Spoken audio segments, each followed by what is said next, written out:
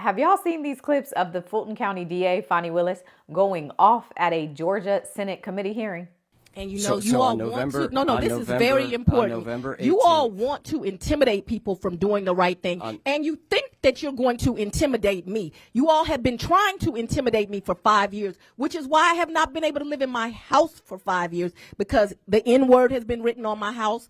Thousands of threats have come to my office, and instead of doing some legislation, when someone says something inflammatory that you know is going to cause them to be the victims of crime, you ought to do something about it. But you see, I'm not Marjorie Taylor Greene. I ain't gonna quit in a month because somebody threatens me. I took an oath to do the right thing. People came into my community and committed a crime, and I indicted them. And rest assured, if someone else comes in my community and commits a crime, I will indict them again. Marjorie said, now why am I in it? And you could have did it. See how I get wrong because you never apologized. Well, I'm not a lawyer, but in case you've seen these clips on your timeline and are wondering what the heck is happening, let me give you the recap. So this is Fulton County's District Attorney, Fani Willis. She's the prosecutor that brought about the YSL case. She most recently brought about that fake dentist case in Atlanta. She's behind that. And she's probably most known for bringing about the Trump RICO case in regards to the 2020 election. Y'all remember this infamous mugshot sheet? Well, that Trump RICO case is why she was sitting in front of that Georgia Senate committee. If you recall, the indictment against Trump and the 18 others alleged that all of them worked together to steal the 2020 election. However, before that case could make it to trial, one of the attorneys for Trump's co-defendants filed a motion to have Fani and her entire office disqualified from the case because of a conflict of interest. Specifically, this attorney alleged that the special prosecutor that Fani hired to work on this case, which was a man named Nathan Wade, was also somebody that she was involved with romantically. And so the conflict comes in because they said the money that Nathan was getting paid to work on this case was then being spent on Fani Willis. He was using that money to take her on vacations, go to wineries, dinners, etc. You understand the conflict, or why there's at the very least an appearance of a conflict, because one could argue, and one did argue, that this means Fani Willis had a financial motivation to prosecute this case. The more money Nathan billed and made off of working this case, the more trips and vacations and dinners Fani Willis got to go on. And so that, they argued, was a conflict and was enough for the public to lose trust in the judicial system. So this motion to disqualify was filed, and then there was a hearing. Fani Willis was called to testify. Once the motion was filed, did you meet with Mr. Wade and talk to him about the motion that I filed to disqualify you? On January, this first January motion? Yes. I don't know if you could say talked about. I probably had some choice words about some of the things that you said that were dishonest within this motion. So I don't know that it was a conversation. As you know, Mr. Wade is a Southern gentleman. To me, not so much. And ultimately, the judge overseeing the case found that there was at the very least an appearance of impropriety. And so the judge ruled that Fani Willis could stay on the case as long as Nathan Wade stepped aside. So Nathan steps aside, but Trump and the 18 co-defendants weren't done. They appealed the judge's ruling, arguing that not only should Nathan step aside, but Fani Willis herself should also be disqualified. And the Georgia Court of Appeals agreed with this argument. The Court of Appeals found that there was a, quote, significant appearance of impropriety, and that could potentially taint the case in the public eye. And so Fani Willis and her office were officially disqualified from the Trump RICO case in December of 2024. But the case didn't go away. Eventually, another Georgia prosecutor took the case, and then about a month ago, so November 2025, that prosecutor dismissed the case. So now the case is done. However, while all of that was going on, the Georgia State Senate, so now we're going from criminal court to politicians, they came together and voted to create a special investigative committee to look into exactly what happened with the prosecution of this case and if any Georgia laws should be changed or created to address the impropriety of what and how this situation happened. So that's how we got to this hearing. It's a room full of politicians asking Fani about her team, about how much attorneys are typically paid, why she chose to hire Nathan instead of using an attorney that was in her office, why she paid him more money than others, things like that. There is no criminal or disciplinary aspect to this hearing. It is them asking Fani questions to investigate her actions so that they then can use that information to justify either changing laws or creating new ones. But Fani didn't have time for any of that. Her and her attorney, who is actually a former Georgia governor, repeatedly reminded this committee they're mad she indicted President Trump, and if they want to make better use of their time, they should actually focus on changing or creating laws that affect real issues and not this. So that's the background and the context. Now enjoy the absolute chaos of this hearing.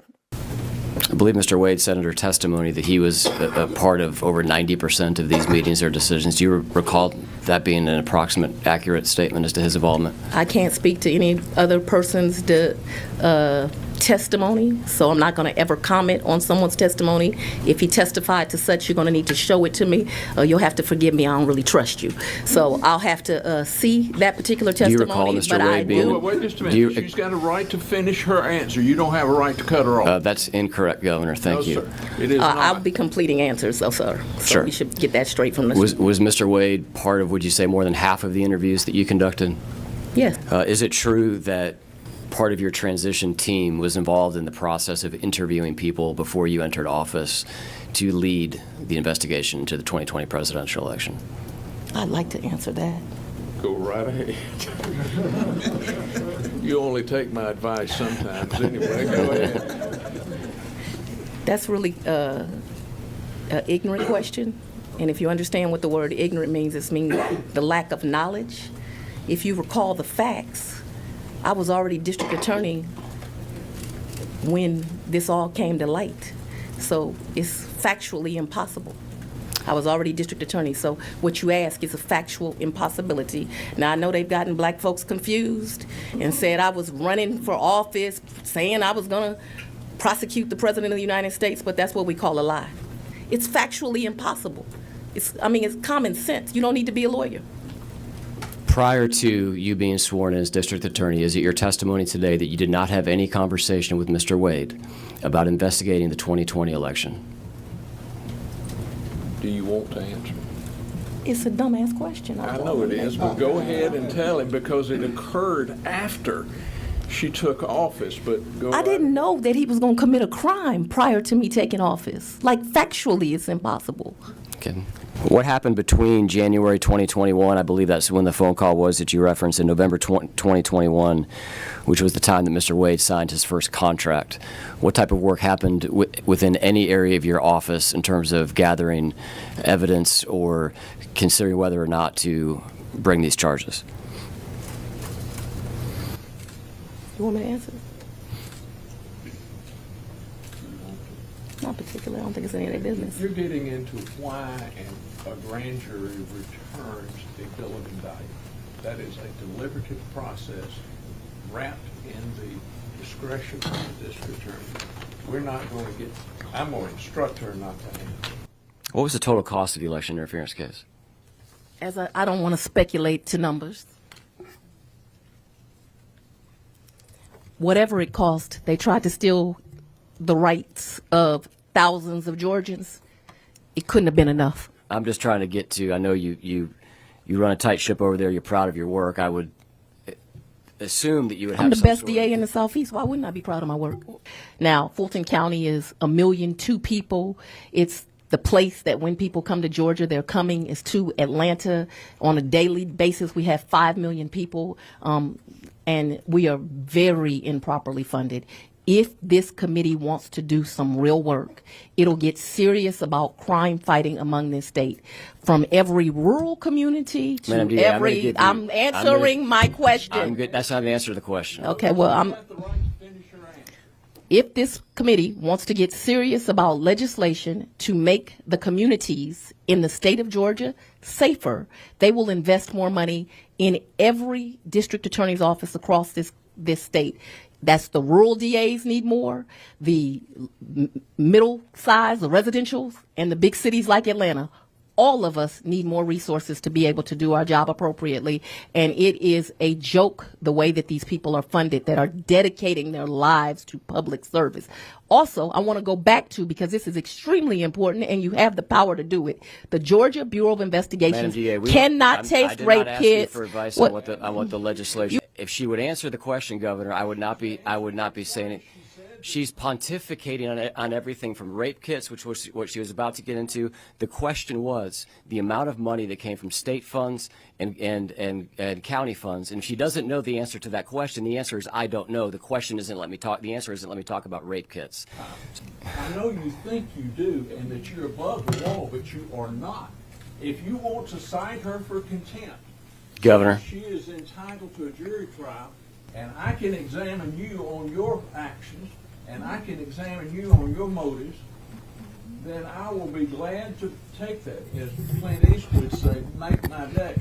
We know the motives. He's on the ballot. Governor. Context here. The person running this hearing is a man named Greg Dolezal, and he is currently running for Georgia Lieutenant Governor. There's only one Trump conservative running for lieutenant governor, Greg Dolezal. Top conservative in the Georgia Senate, trusted to fight for our values. I'm Greg Dolezal. I stood with President Trump when it mattered most, led the fight to hold Fani Willis accountable for her corruption. This is a hearing of the Senate Special Committee on Investigations. You do not know whether Mr. Wade was paid with state forfeiture funds or not? You're asking me to speculate. No, I'm asking if you know whether or not state forfeiture, any forfeiture funds were used. I'm unaware of that. Okay. I'm unaware if the answer is yes. I'm unaware if the answer is no. What I'm aware of is the process was turn in a bill and they would do it. You and Jim Jordan working together? I've never talked to Mr. Jordan. He's a delightful guy.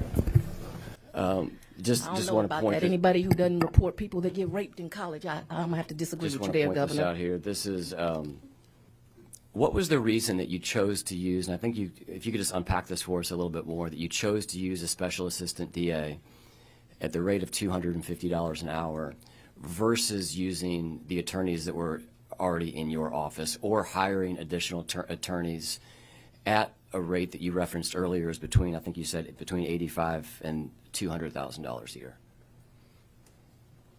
Because we were drowning.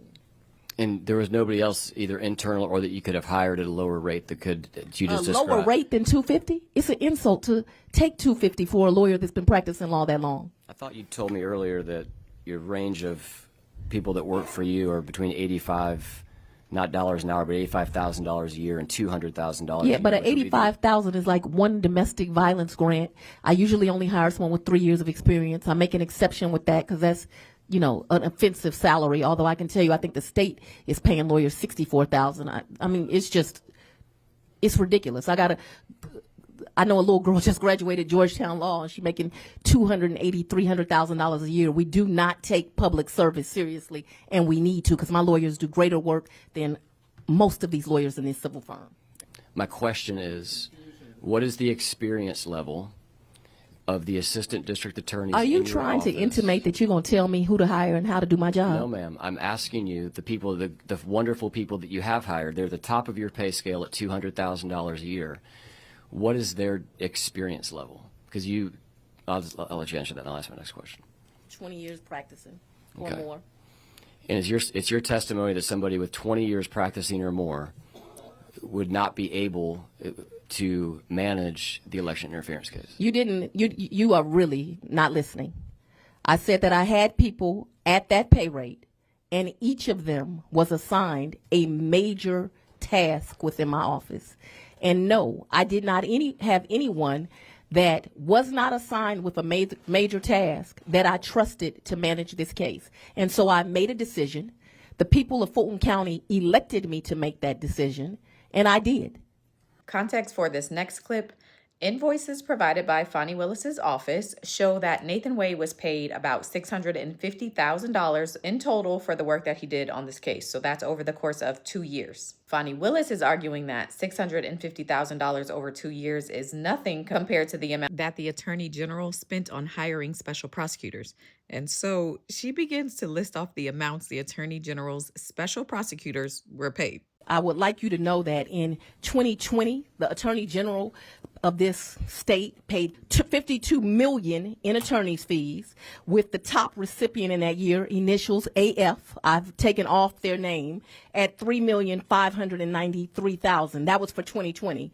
In 2021, again, in excess of $52 million, with the top one in that year being AD as the initials, $2,673,000. I should note the great Josh Belafonte was one of the recipients that year, and he made $1.3 million in 2021. In 2022, the AG's office spent on special prosecutors $55 million. DS being the top recipient for that year, $2 million, $200,000. Josh Belafonte made $911,000. In 2023, the AG's office spent $65 million, with the top recipient making $5 million, initials MR, and I'm going to finish. And 2024, the top recipient was... They cut her mic. And they made $4.6 million. And then let's not leave off 2020. All right, we're going to move on to the next question here. Dollars by the AG on special prosecutors, with the top recipient MR making $8,181,421,000. And y'all are talking to me about pennies. Right, and I have a copy for the press 50 if you like them. And I like this included in the record. And I know you are somewhat offended that I had the audacity to prosecute, these folks that came into my county and committed crimes. But this wasn't special to me. This was another day of business. I know you want to take me back to 1948, where an African-American prosecutor can only prosecute certain types of people, but I prosecute and stand up for all victims that come into my circuit. So I already stated I don't trust you. I understand you're trying to run for lieutenant governor right now. Anything you want me to testify to, I'm going to need to see. Okay. How does this assist you in developing laws for Georgia? Because I believe the purpose that I'm here for is because you all need assistance in doing your job, and you want assistance with rules and regulations around how people should be a prosecutor. And it made sense to me that you'd come to the best prosecutor in the state to ask for some advice. But I'm confused as to how this assists you and what the purpose of me being here is. And I don't see how it's relevant to what your alleged purpose is. Now, your real purpose is to try to get elected, which I would say, Georgia, please, let's elect any lieutenant governor but this one. We'll get to your work trying to elect lieutenant governors in a second, Madam DA, but for now we're talking about the I've done no work with an elected governor, but if I will do some work with this. If people want to vote for people that are ethical and actually have the experience to do the job, I'd say go donate now to Tanya Miller. This helps you develop legislation. How? The very next day, there was a conversation between. And you all want to. No, this is very important. On November 18th, you all want to intimidate people from doing the right thing. And you think that you're going to intimidate me. You all have been trying to intimidate me for 5 years, which is why I have not been able to live in my house for 5 years, because the N-word has been written on my house. Thousands of threats have come to my office, and instead of doing some legislation, Madam when DA, someone when someone says something inflammatory that you know is going to cause them to be the victims of crime, you ought to do something about it. But you see, I'm not Marjorie Taylor Greene. I ain't gonna quit in a month because somebody threatens me. I took an oath to do the right thing. People came into my community and committed a crime, and I indicted them. And rest assured, if someone else comes in my community and commits a crime, I will indict them again.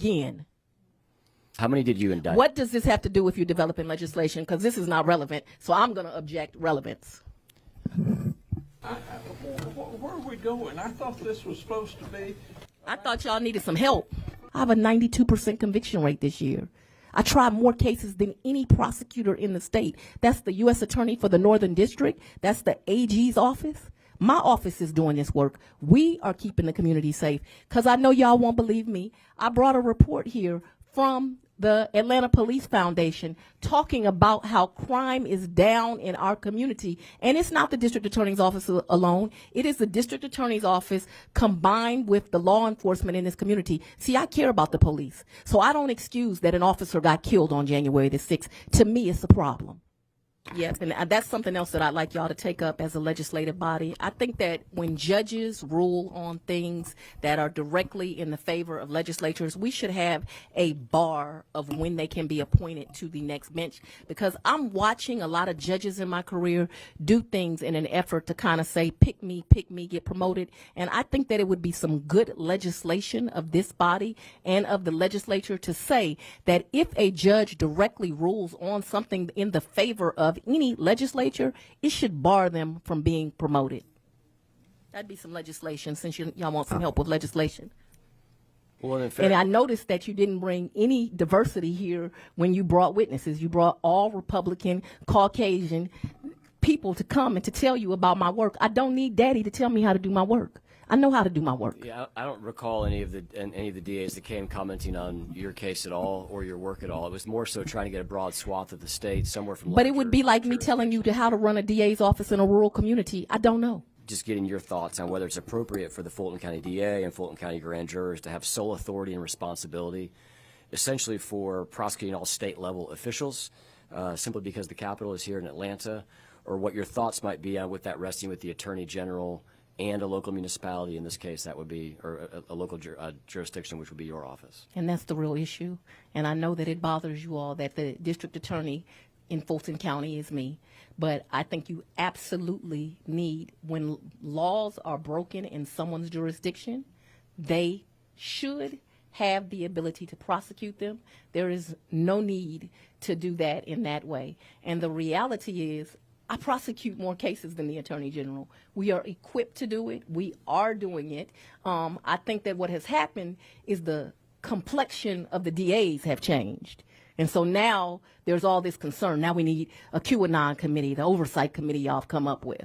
Now we need a statewide grand jury, and we need to take rights away. No, it's just fine how it's always been. I think what he's contemplating, at least as he kind of jotted some thoughts out to me, would be concurrent jurisdiction, where you would still have autonomy, but the Attorney General would also have the ability to prosecute cases. You would be opposed to. They already have that ability. Okay. They have that ability. So the reality is, I brought forth an indictment because people came in my county, they committed a crime, and they got charged. They didn't get charged because of their race. They didn't get charged because of their political party. They got charged because they came in my community and committed a crime, and 2 grand juries passed forth an indictment. And this is what you should know. I don't care how many times they threaten me. I don't care that they've threatened my family. What you all need to do is to pass laws to allow jobs to do them safely. What happened to Marjorie Taylor Greene is horrible. That she had to quit her job because they were bomb threats to her house and threatening her children, but she didn't care when it was me. She didn't care when my children were threatened. She didn't care that I haven't had the ability to live in my house, but I'm a better human being than that. I don't want any of your lives threatened. I may not care for you personally. I may not believe in your politics. I may think that today is nothing but more than evil and you trying to get yourself elected. All of that being said, I don't think anyone should threaten you and your family. And I think if you're here to protect, you ought to establish laws that if someone uses hate speech and that creates an environment where people like myself are threatened doing their job, we ought to do something about it in Georgia. What I care about is getting gangsters off my street. What I care about is getting people that sexually assault children. I don't hang out with human traffickers or the victims. I care about representing people that are trafficked. Like, we've got problems here in Georgia. They're real problems. This is a major metropolitan city, and I'm standing on the line here trying to keep people safe, and y'all have me in here with this foolishness. I indicted them. I'm indicting them again if they committed a crime in my jurisdiction. I don't care if you like it. It's not 1948. No, let me get to this. It's not 1948. I know that you're Madam offended DA, that I didn't. So here's the question. They cut her mic again. But I would do it again. But I would also fight with my last breath to see that they were protected. And I'm willing to stand on the line. So y'all can keep threatening me, keep bringing me to these committees, keep auditing me, and I'm going to keep doing my job with excellence. No other questions. Madam DA, we'd like to thank you for appearing today before the committee. Governor Barnes would like to do the same. Good luck and God bless you. This meeting. Happy holidays. Now, why would she wish them a happy holidays after all that? Well, that's the recap. Happy holidays.